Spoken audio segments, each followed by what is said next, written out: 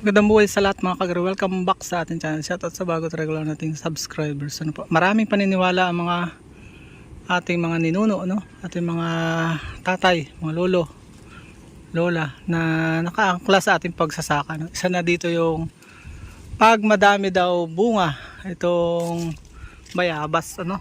Anong dami nga naman kahit mga bultong madami daw pong anihin ng ano ang palay. Totoo kaya, no?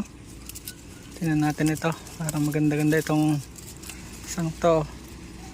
O yan, di ba? Totoo kaya ang tanong, pag-usapan natin. Sarap pa naman ito. Ito na yung magandang palipasan ng oras, no? Ang dami. Bihira lang po nga namang yung ganyan. Minsan kasi ay nagkakatotoo, kaya nakakabuo to po ng mga dinadali ng mga putakti. O yan, o. Kaya ito ay bula-bulutong yan, o. Tingnan natin dito kung maganda dito. Yan, o, maliwanag dito. Totoo nga kaya na kapag ka madaming bunga itong mga bayabas bubunga din ng maganda ang mga palayo. Dami bunga, o. Hanggang doon sa loob, o. Ano, talakayin po natin ang pag-ani po ng palay ay wala po sa paniniwalang ito. Maniwala po kayo sa atin, hindi. Ang palay nangangailangan ng maraming kailangan requirements para magbunga. Number 1 na po dyan ang tinatawag na pagsabay sa panahon. Pag hindi ka sumabay sa panahon sa mga tao sa pagtatanim, hindi ka talaga ng maganda. Sa iyo pupuntahan lahat ng pest. Ikalawa po ay yung magandang irrigation. Pag hindi po abundant ang iyong irrigation, talagang wala kang anihin.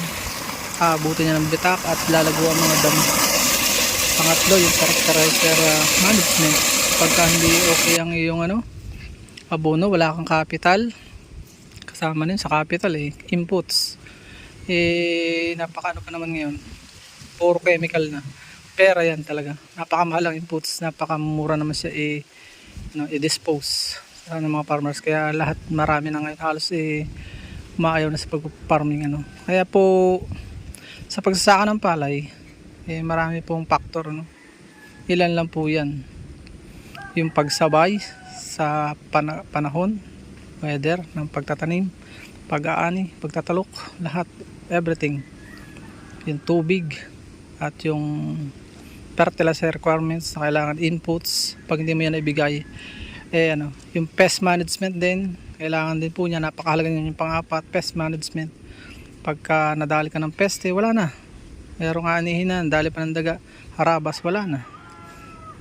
Kaya iniwanan na yung lingkod po yung pag-aani ng palay. Dahil nga doon sa dami nung mga kailangan. Nababaon ako, 7 taon akong nababaon sa utang dahil yan sa pagpapalay. So, kanya-kanyang swerte. Kaya pagka wala kang 5 hektarya pataas, medyo wag mo sabihin yayaman ka. Maliban na tumamak at nilagay mo sa ibang negosyo yung kinita mo. Yun po. Yun yung study. Kaya sa pagpapalay, marami pong faktor, para umani ka ng madami. Yun po, yung panghuli na siguro nga yung magandang presyo. Inayunan ka ng panahon. Yung kanina, panahon ng pagtatanim, yung panghuli ay yung panahon ng pag-aani. Pag hindi ka inayunan ng panahon, kahit maraming bulaklak, kahit mga butil na peste pa, nabagyo pa, wala ka nang anihin. Yun po yung faktor, yung sa pagbunga at pag-aani ay wala po sa, nililinaw ko lang, tabing galang sa matatanda nating naniniwala pa hanggang ngayon dito. Nagkakataon lang po yan at hindi po laging pwedeng iangkla doon o idikit doon yung paniniwalang ito, sapagkat walang scientific basis sa hindi natin walang halaga yung mga paniniwalang yan. May mga basihan din sila dati, dahil nga nagkakataon palagi na mabunga yun dahil nga healthy pang environment at hindi pa siyadong gasgas ang lupa.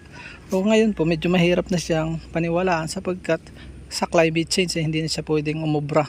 Doon pa lang sa salitang climate change ay yari ka na kapag ganito yung paniniwala pa rin natin. So yun, hindi natin sinasabing umalis tayo at bastusin natin yung paniniwala ng mga nakatatanda, igalang natin dahil wala tayong paruroonan nga, sabi nga nila pagka sinantabi natin. Pero marami na talagang paniniwalang luma na kailangan na nating baguhin at kumbaga sa channel ika nga ipihitin mo lang na kaunti yung antena para mas maging maliwanag ang sagap po ng paliliwanag panonood natin at mas may pakinabang. Yun po, maraming salamat, naway nagbigay liwanag tayo. Muli, wala tayong tinatapakang tao o paniniwala, ang sa atin lang ay nagbibigay liwanag tayo. Nasa sa inyo kung mananatili kayo doon sa ating mga tatay, mga lolong minamahal, o bibigyan natin ng pagkakataong palayaan natin ng sarili. Hindi masamang maniwala, pero hindi masamang lumaya at manatiling malaya sa katotohanan na ang pag-ani, panghuli nga na hindi ko nabanggit, kung wala ang Panginoon, pinakamahalaga sa lahat, kung wala ang Panginoon, walang tatanggapin ng anuman sapagkat kontrolado ng Panginoon ang lahat ng anihin, hindi lang po palay. Maraming salamat.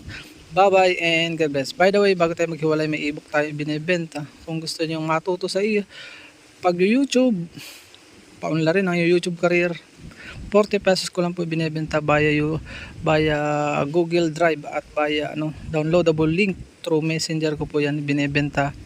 At Gcash po ang transaction. Maraming salamat. Kung gusto niyo pong bumili, lang po kayo, mag-comment below at sasend ko po sa sa comment section o sa description yung aking Facebook account o Messenger account para doon niyo po akong kontakin. Maraming salamat.